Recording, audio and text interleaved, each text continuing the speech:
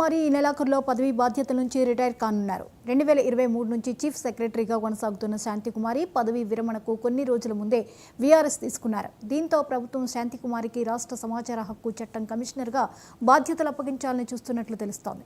దీనిపై ఇప్పటికే శాసనసభలో ప్రతిపక్ష నేత కేసీఆర్కు, మండలిలో ప్రతిపక్ష నేత మధుసూదనాచారికి సమాచారం ఇచ్చినట్లు సమాచారం. మరోవైపు సీఎస్ రేసులో రామకృష్ణారావు, శశాంక్ గోయల్ ఉన్నట్లు వార్తలు వస్తున్నాయి. వీరితో పాటు రేసులో మరో ముగ్గురు ఐఏఎస్ అధికారులు ఉన్నట్లు సమాచారం.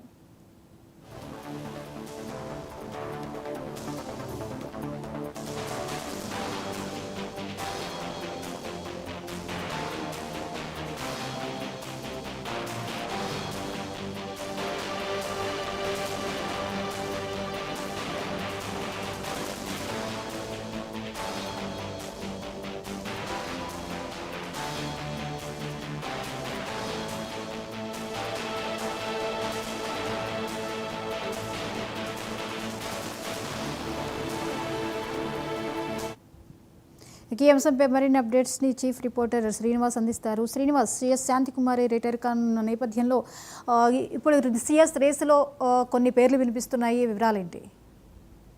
థ్యాంక్ యూ జ్యోతి. కొన్ని రోజులుగా ఈ వార్త లీకులుగా వస్తున్న పరిస్థితి. పదవీ విరమణకు కొన్ని రోజుల ముందుగానే ఆమె వాలంటరీ రిటైర్మెంట్, స్వచ్ఛంద పదవీ విరమణకు నిర్ణయం తీసుకున్నారని తెలుస్తా ఉంది. ఆమె సేవలను గత కొన్ని సంవత్సరాలుగా ఆమె సమర్థవంతమైన ఐఏఎస్ అధికారిగా పేరు తెచ్చుకున్నారు. ఆమె కార్యదక్షతకు అక్కడ మాజీ ప్రభుత్వం, అంటే గత ప్రభుత్వం బీఆర్ఎస్ ప్రభుత్వం కూడా మంచి గుర్తింపునిచ్చింది. అదే విధంగా అక్కడ ఆ ప్రభుత్వంలోనూ మంచి గుర్తింపు తెచ్చుకున్నారు. అందువల్లనే ఈ కాంగ్రెస్ ప్రభుత్వం వచ్చినప్పటికి కూడా సిఎస్ గా శాంతికుమారి గారినే కొనసాగించడం జరిగింది. ఇందులో భాగంగా ఆమె వయోభారం కావచ్చు, లేకపోతే పని ఒత్తిడి కారణంగానా, లేదంటే ఆమెకు ఇతర అభిప్రాయాలు ఏమి ఉన్నాయో కానీ మొత్తం మీద తను స్వచ్ఛంద పదవీ విరమణకు నిర్ణయం తీసుకున్నట్లు తెలుస్తుంది. ప్రభుత్వం ఆమె పనితీరు పట్ల మంచి గుర్తింపుతో, అంటే మంచి అభిప్రాయంతో ఉండడంతో ఆమెకు విఆర్ఎస్ తర్వాత కూడా ఆమె సేవలను వినియోగించుకోవాలని భావిస్తుంది. అందులో భాగంగా ఆమెకు సమాచార హక్కు చట్టం కమిషనర్ గా ఇచ్చే అవకాశం ఉంటుంది అని కూడా మనకు తెలుస్తా ఉంది. మొత్తం మీద ఈ విషయం చీఫ్ సెక్రటరీగా ఈమె పదవీ విరమణ, స్వచ్ఛంద పదవీ విరమణ చేస్తే ఆ స్థానంలో రామకృష్ణారావుకు ఎక్కువ అవకాశాలు ఉన్నాయి. ప్రస్తుతం ఆయన ఆర్థిక శాఖ స్పెషల్ చీఫ్ సెక్రటరీగా పనిచేస్తున్నారు. అలాగే ఆర్థిక శాఖ ప్రిన్సిపల్ సెక్రటరీగా కూడా పనిచేస్తున్నారు.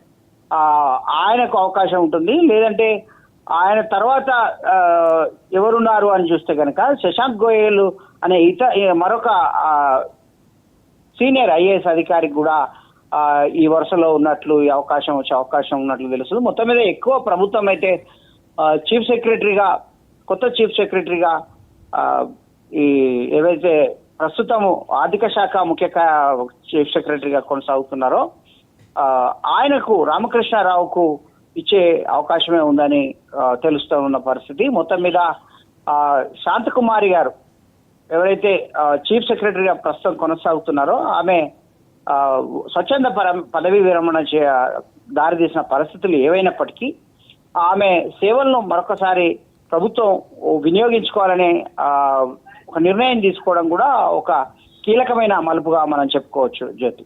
Right, thank you Srinivas.